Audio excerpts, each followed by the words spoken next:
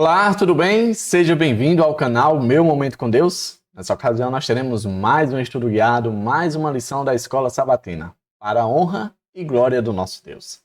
Antes de nós conhecermos qual será o tema do estudo de hoje, eu gostaria de te pedir algo que está ao teu alcance e que vai me ajudar bastante. Você quer me ajudar? Então faz isso que eu vou te pedir. Se inscreve no canal, deixa o gostei, comenta e compartilha. Se você fizer isso, você estará agregando de forma extraordinária a esse canal. E é por meio do seu auxílio que você irá promover o crescimento desse canal. Você quer que o canal cresça, que ele prospere, que ele alcance mais pessoas? Está nas tuas mãos o acontecer dessa realidade. Tá certo? Eu conto com você, tá bom? Agora nós vamos fazer a nossa oração e logo em seguida conhecer o tema do estudo de hoje. Vamos orar então? Senhor Deus, estás nos céus, muito obrigado, Pai, por mais uma oportunidade de poder estudar a Tua palavra, meditar nela e extrair lições poderosas para a nossa vida. Nós queremos te pedir que, mais uma vez, o Teu Espírito Santo seja o nosso professor, para que, por meio dele, a gente venha a perceber, a conhecer, a fazer aquilo que agrada a Tua vontade. Senhor, derrama sobre nós a tua graça, a tua misericórdia, a tua compaixão. Que os méritos do teu Filho amado nos cubram e que por meio dessa justiça imputada a nós, a gente fique vivos eternamente na tua presença. Nós pedimos todas essas coisas, Pai, porque cremos nos méritos do teu Filho, no nome santo e poderoso de Jesus Cristo. Amém. Pois muito bem, tema de segunda-feira, vamos entrar com os dois pés na semana? Pois é. O tema de hoje é mais leis. No estudo de ontem nós começamos a conhecer algumas leis, né? Vimos no estudo que a razão dessas leis auxiliares era para, quem sabe, preparar o povo a ficar apto para viver o assim diz o Senhor com base nos princípios do decálogo dados a eles. E hoje nós vamos ver mais algumas leis que foram apresentadas ao povo por meio de Moisés, para que o povo viesse a dar passos mais sólidos em direção ao ideal do plano de regime, de sociedade que Deus esperava ali daquele povo. Então vamos conhecer no estudo de hoje essas mais leis. Eu separei aqui alguns pontos e tem dois contextos que nós vamos ler. O primeiro ponto diz assim, ó: em sua misericórdia, Deus ensinou os juízes a lidar com as pessoas em situações relacionadas ao direito de propriedade.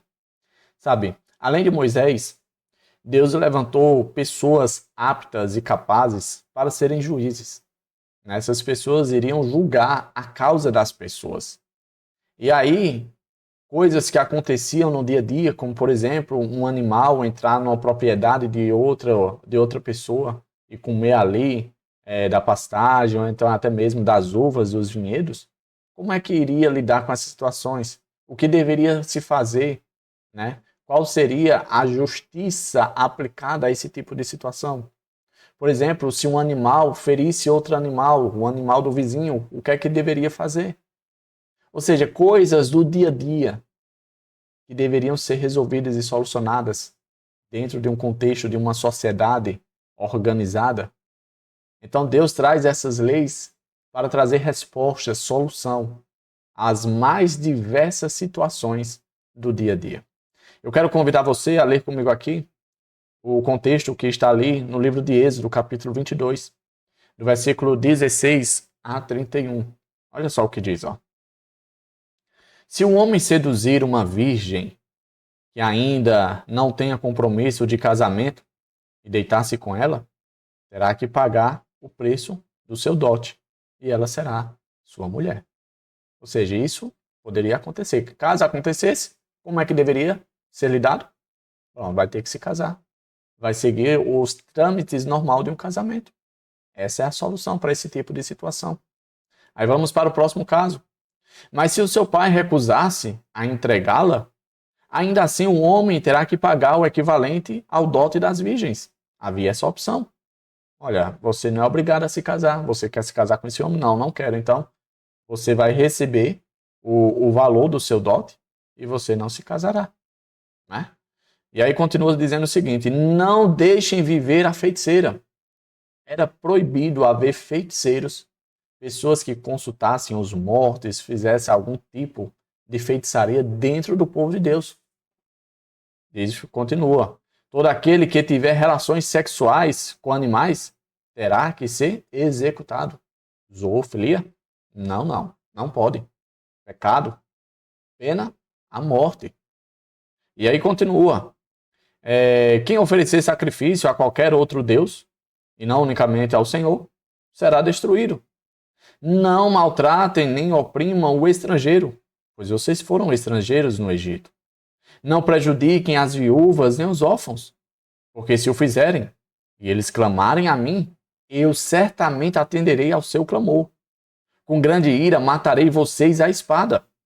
Suas mulheres ficarão viúvas e seus filhos órfãos. Se fizerem empréstimos a alguém do seu povo, a algum necessitado que vive entre vocês, não cobrem juros dele. Não emprestem visando lucro. Se tomarem como garantia um manto do seu próximo, devolvam até o pôr do sol, porque o manto é a única coberta que ele possui para o corpo, em que mais se deitaria. Quando ele clamar a mim, eu o ouvirei, pois sou misericordioso. Não blasfemem contra Deus, nem amaldiçoe uma autoridade do seu povo. Olha que lei interessante. Amaldiçoar uma autoridade. Imagina isso nos dias de hoje. As pessoas que estão revoltadas com as autoridades. Pois é. Deus está dizendo que não devemos fazer isso. Não retenham as ofertas de suas colheitas. Consagrem-me o primeiro filho de vocês, e a primeira cria das vacas, das ovelhas e das cabras. Durante 7 dias a cria ficará com a mãe, mas no 8º dia entreguem-me a mim. Vocês serão o meu povo santo. Não comam a carne de nenhum animal despedaçado por feras no campo. Joguem-na aos cães. Veja que dentro desse contexto foi abordado vários assuntos. Falou das virgens, falou dos órfãos, falou dos sacrifícios, falou da questão da adoração a Deus, ou seja, vários assuntos foram abordados. Tudo isso dentro do contexto do dia a dia do povo de Deus. Vamos para mais leis, agora no capítulo 23 de Êxodo, do verso 1 ao 9. Diz assim, ó: ninguém faça declarações falsas e não seja cúmplice do ímpio, sendo-lhe testemunha mal intencionada. Não acompanhe a maioria para fazer o mal. Aquela velha história, né? Minha mãe sempre dizia, você não é todo mundo. Então, não acompanhe a maioria para fazer o mal. Ao testemunhar no processo, não perverta a justiça para apoiar a maioria, nem para favorecer o pobre no processo. Se você encontrar perdido o boi ou o jumento que pertence ao seu inimigo, leve-o de volta a ele. Se você vir o jumento de alguém que o odeia caído sobre o peso de sua carga, não o abandone, procure ajudá-lo. Não perverta o direito dos pobres em seus processos. Não se envolvam em falsas acusações, nem condene à morte o inocente e o justo, porque não absolverei o culpado. Não aceite suborno, pois o suborno cega até os que têm discernimento e prejudica a causa do justo. Não oprima o estrangeiro. Vocês sabem o que é ser estrangeiro, pois foram estrangeiros no Egito. Interessante que ele repete mais uma vez essa questão do estrangeiro, né? Como se houvesse ali um certo preconceito com pessoas de outras nações. E a gente vê isso de forma muito clara. Por exemplo, imagina o que Ruth passou por ser moabita. Imagina o que Raabe passou por ser de Jericó, ser uma prostituta. As pessoas com certeza sofreram algum tipo de preconceito. Mas a orientação de Deus foi, não façam isso. Porque vocês já viveram nessa realidade. Vocês sabem o que é passar por isso. Então, com base nesse contexto, eu separei o seguinte ponto. Diz assim, ó: as leis de Deus incluíam diferentes questões. Uma das questões era contra a regulamentação do rebaixamento das pessoas.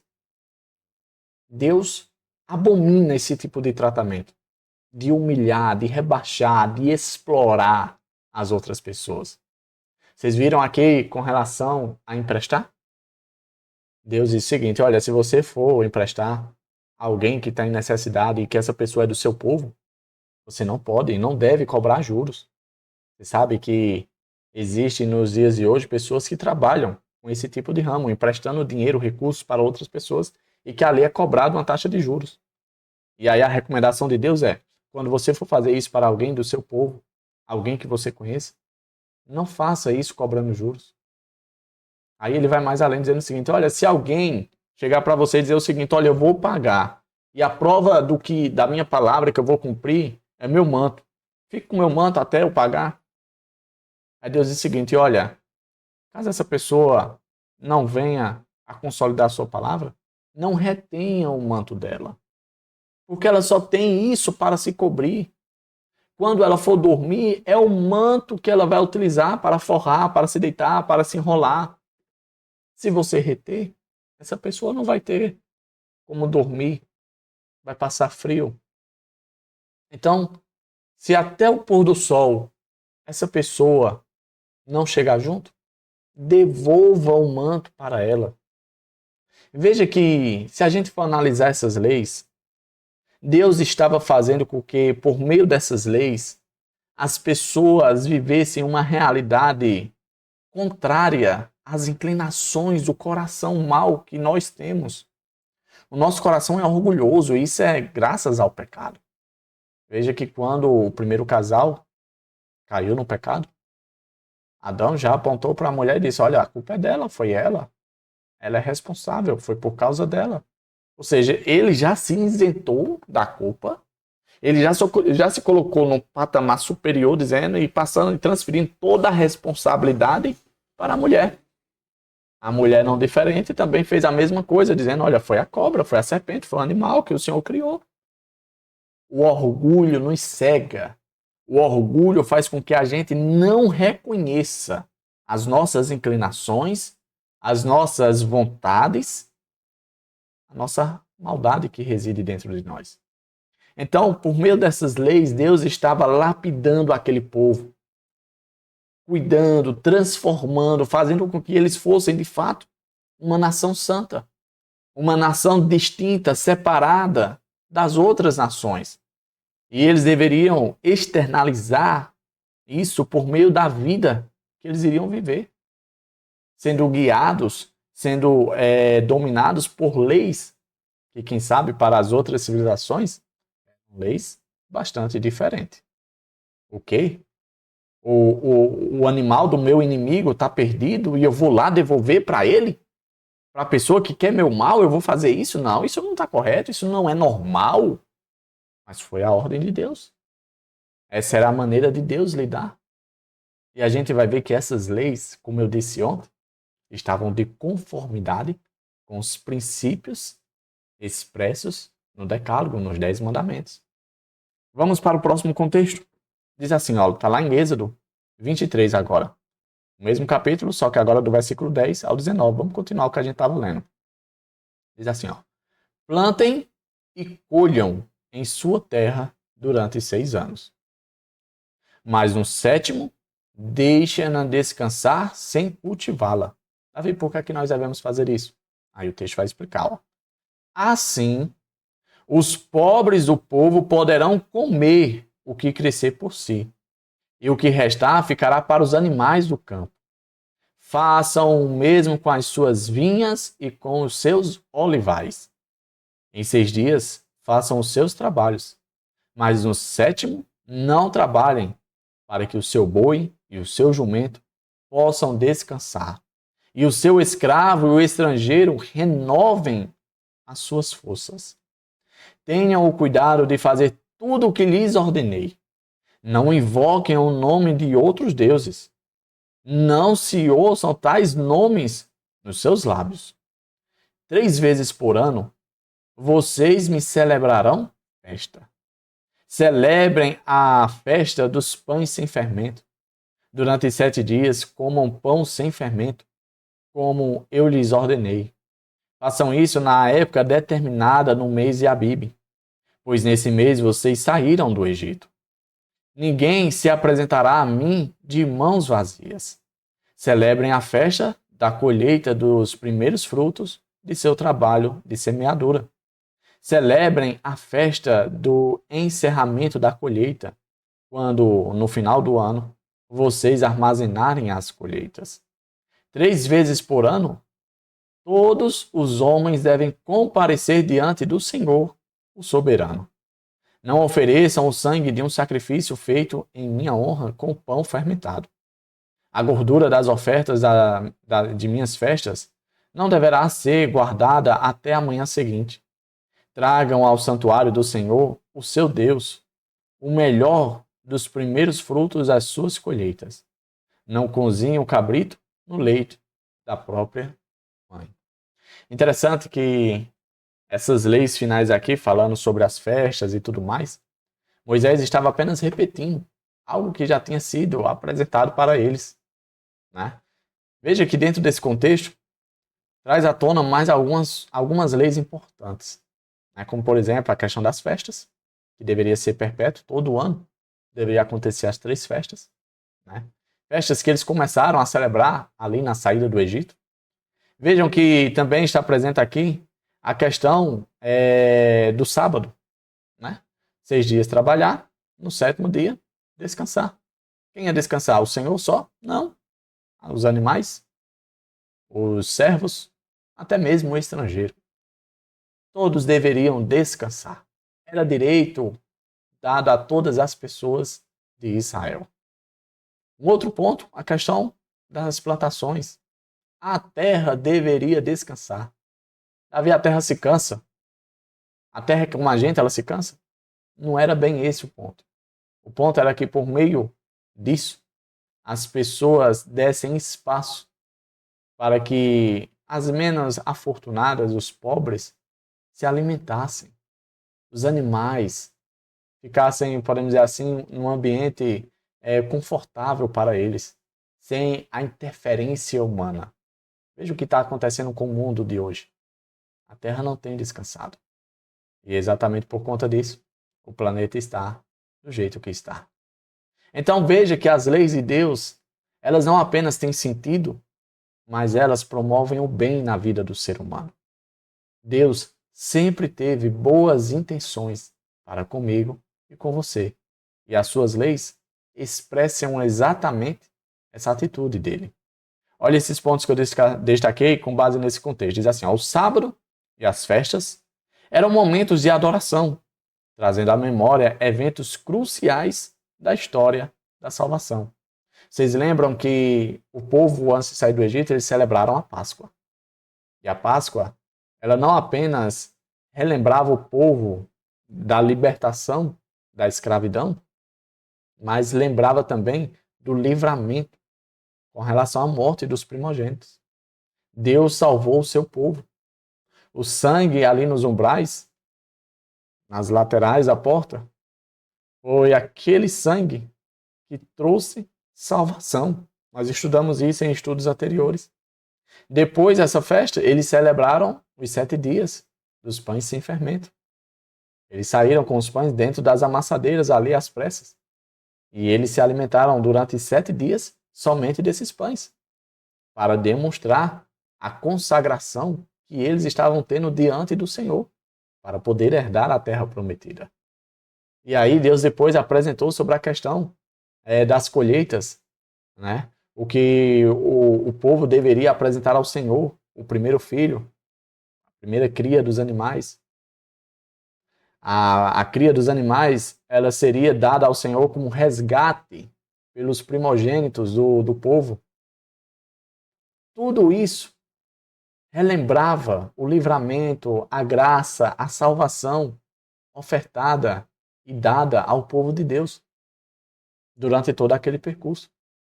Por isso que o povo deveria celebrar todo ano, para trazer a memória. Sabe por que trazer a memória? A gente esquece. Bom, se a gente for sincero, a gente não tem muita familiaridade com as coisas de Deus. Não é normal para nós, dentro do contexto do pecado que a gente vive. Então essas festas traziam à tona essa reflexão, esse pensamento do que Deus fez por cada um de nós. Em outras palavras, essas festas eram uma adoração ao Senhor por tudo aquilo que Ele já fez, está fazendo e fará por cada um de nós.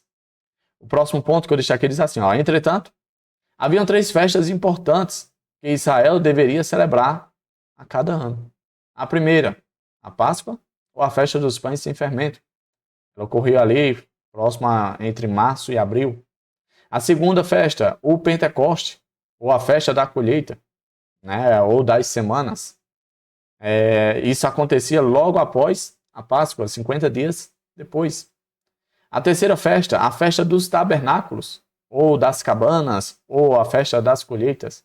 Essa festa trazia à tona o período em que o povo tinha, vamos dizer assim, passado, né, ali o tempo no deserto, peregrinando de tenda em tenda, até se consolidarem na terra prometida.